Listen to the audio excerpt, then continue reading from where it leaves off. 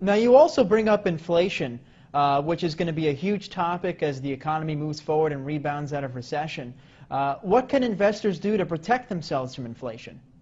Well, I think to protect yourself from inflation, you should do what the Chinese are doing. Because the U.S., Bernanke and those boys are printing trillions of dollars and not telling us about it. I mean, I think it was Bloomberg that just sued the Fed for, you got to open up your books. They're printing all of this money. You should do what the Chinese are doing. The Chinese are buying commodities. They're buying copper, oil, gold, silver, land. They just did that huge Canadian tar sands deal up in Canada. So that's all I've ever done. If you look at my investment portfolio, I started investing in oil in 1966, real estate in 1973, and I have my own gold mine and my own silver mine. So if you're afraid of inflation, which you should be, I would think silver is the #1 investment today. Silver is a smoking deal. And silver at about $15, $16, $20 an ounce, average Joe can do it. You just cut out your Starbucks for a while and go buy some silver. You're in the game. Silver is one of the biggest things against inflation you'll ever see. Great investment.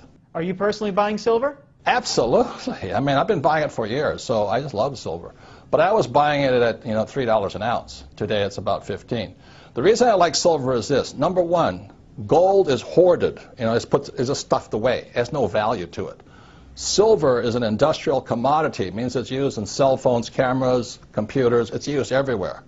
So that means today, what's really interesting is that there is more gold on planet Earth than silver. It is fantastic.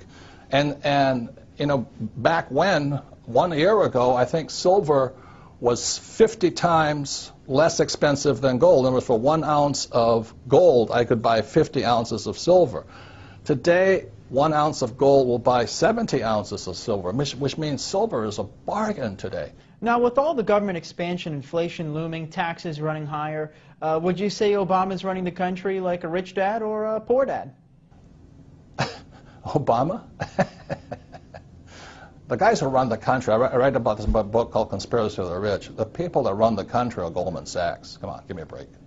And the guys that control Goldman Sachs. It's run by the international banking cartels of the world. The Federal Reserve Bank is not a bank. It is owned by the richest European and some Saudi money in the world.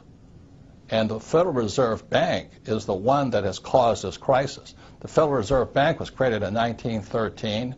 In 1944, there was a Bretton Woods Agreement. 1971, Nixon took the world off the gold standard. And after that, the Federal Reserve Bank controlled the world. And they could flood the world with fiat money. I mean, currency, that's paper. That's all it is. And throughout history, any time a nation has gone to fiat currency, in other words, government-sponsored money, the money has absolutely gone to zero.